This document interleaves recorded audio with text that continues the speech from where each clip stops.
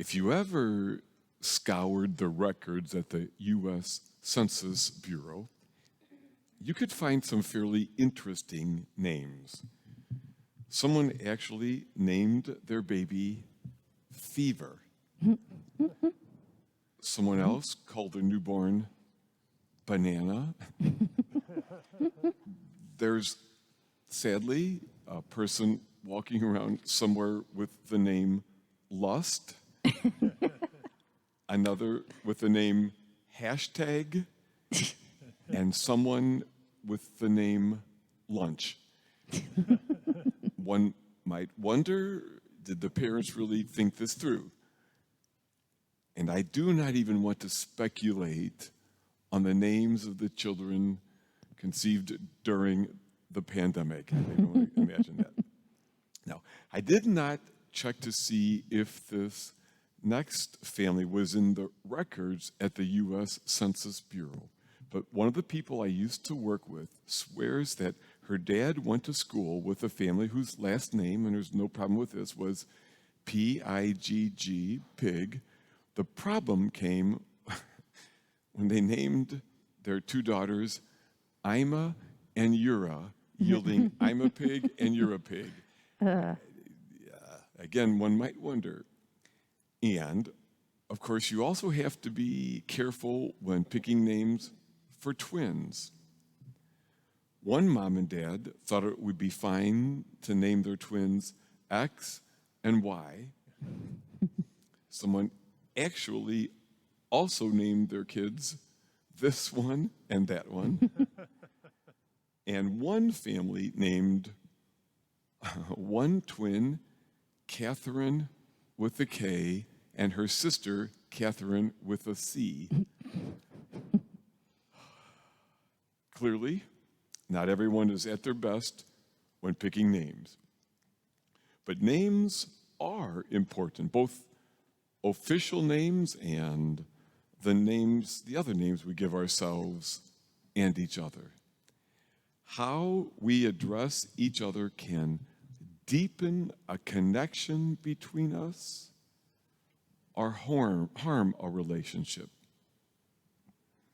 The names we use for God affect how we think of God, how we pray, and how we will experience God in our daily lives.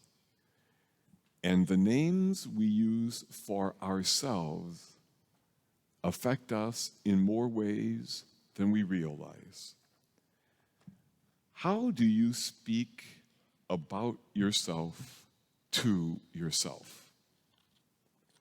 You know, a few of us go through life telling ourselves that we are perfect in every way. We are not, of course.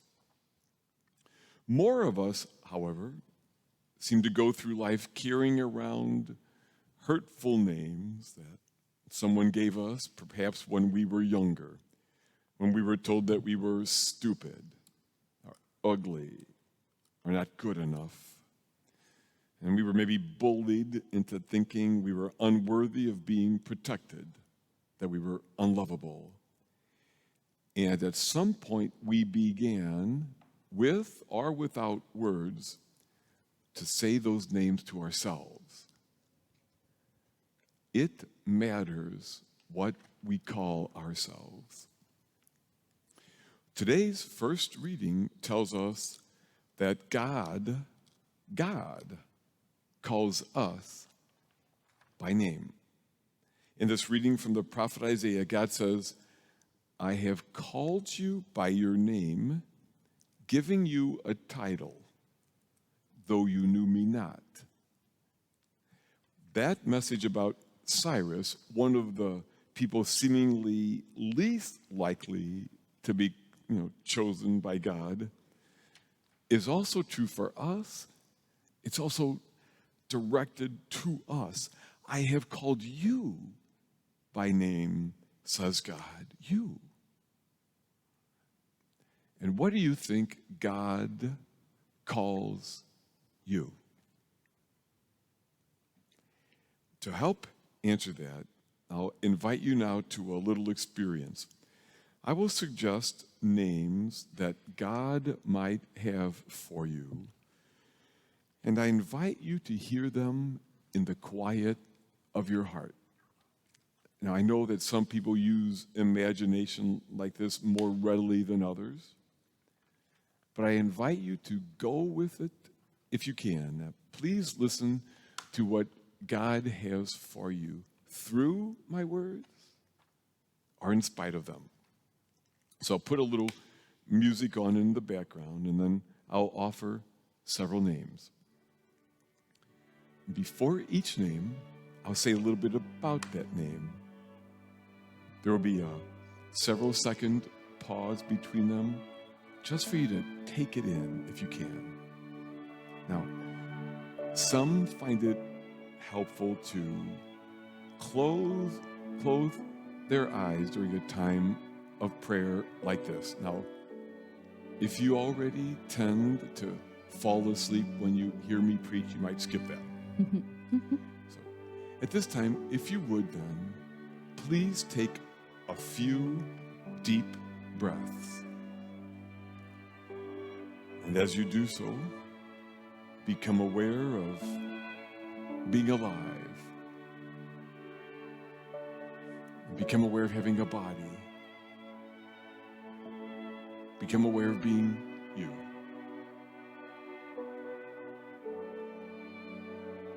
And first, think of this.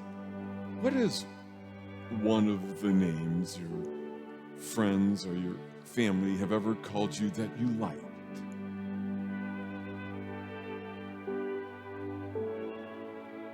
Now, in the quiet of your heart, let God speak that name to you.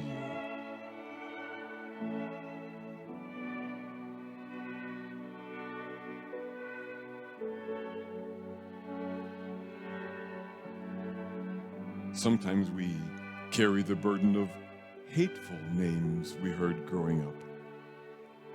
So hear God tell you, you are beautiful. You are good. Sometimes the world is a scary place and you're not sure you can handle it. And God says, you are smart. You have inside you what you need.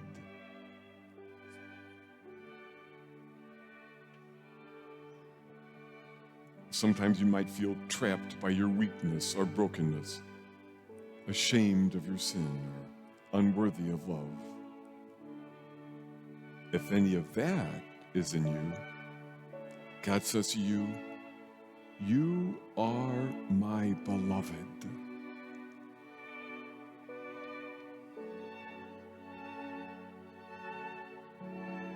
Sometimes you might feel alone in what you face, or that no one really has time for you.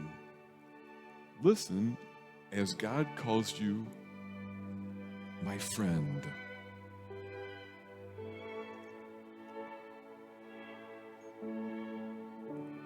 Is there another name that you think God might want to say to you?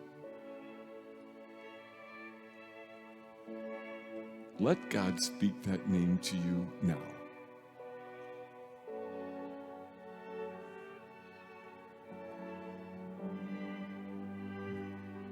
As you are ready, if you closed your eyes, please open them. If someone near you is snoring, please just give them a gentle nudge. And I know, as I mentioned, that some people use imagination more readily in prayer than others. If you found that exercise difficult to do, or if you fell asleep, it's still okay. Because it's still the truth that names matter and God has called you by name. To God, you are indeed beautiful, smart, good, beloved. You have in you what you need. You see, these names that God calls you, I'd say go back to them from time to time. Remember them. Cling to them because they are true.